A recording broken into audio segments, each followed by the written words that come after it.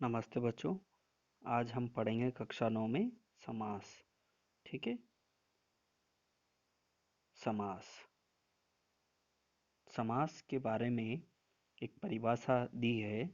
जिस प्रकार किसी शब्द में प्रत्यय अथवा उपसर्ग लगाकर नए शब्द बनते हैं, उसी प्रकार दो या दो से अधिक शब्दों के मेल से भी नए शब्द बनते हैं।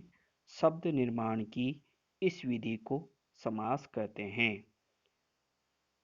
अब समास का उदाहरण दिया इसने। विश्राम गृह, घुड़सवार, आप चित्र में भी देख रहे हैं। सामासिक पद में प्राय दो पद होते हैं।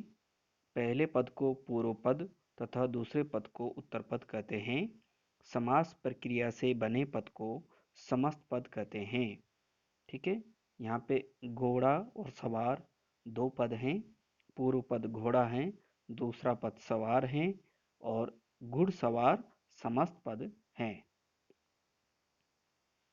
समस्त पद के दोनों पदों को अलग अलग करने की प्रक्रिया को समास विग्रह कहते हैं।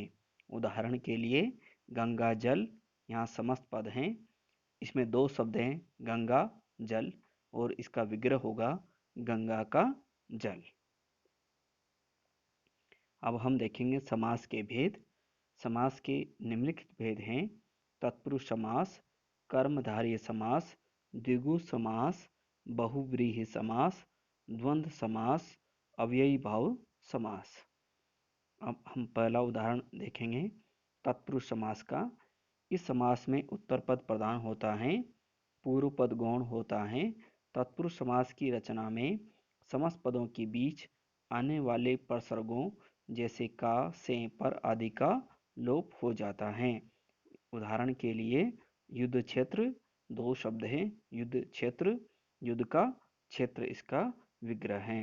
राजकुमार, राज राजा, और कुमार राजा का कुमार। रसोई घर, रसोई घर, रसोई के लिए घर। अब हम दूसरा समास देखेंगे, कर्मधारय समास।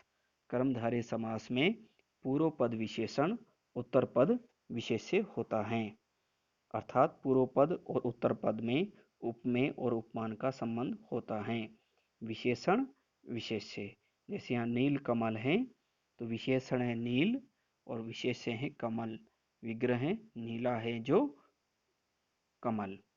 जैसे महाराज, महान राजा, महान है जो राजा। काली मिर्च, काली है जो मिर्च। अब हम दूसरा समास देखेंगे।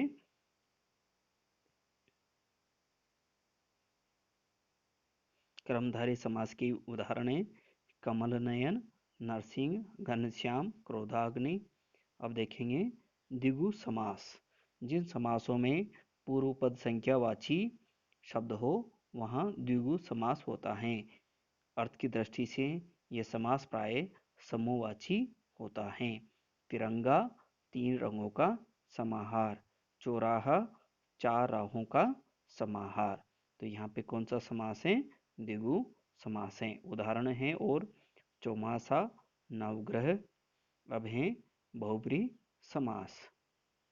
बहुब्रीहि समास में दोनों पद गौण होते हैं तथा ये दोनों मिलकर किसी अन्य पद के विषय में कुछ संकेत करते हैं। अन्य पद ही प्रधान होता है। जैसे पीतांबर, पीत अंबर, विग्रह होगा पीत अंबर वाला, अन्य पद होगा श्री कृष्ण। दशमुख, नीलकंठ, गजानन, गिरिधर। तो आप देख रहे हैं यहाँ पे तीसरा अर्थ है सबका। द्वंद्व समास। इस समास में दोनों ही पद प्रधान होते हैं तथा दोनों पदों को जोड़ने वाले समुच्चय बोधक अव्यय का लोप हो जाता है। भाई बहन, भाई और बहन। सुख दुख, सुख और दुख। रात दिन, रात और दिन। भला बुरा, भला और बुरा। ये सभी द्वंद्व समास के उदाहरण हैं।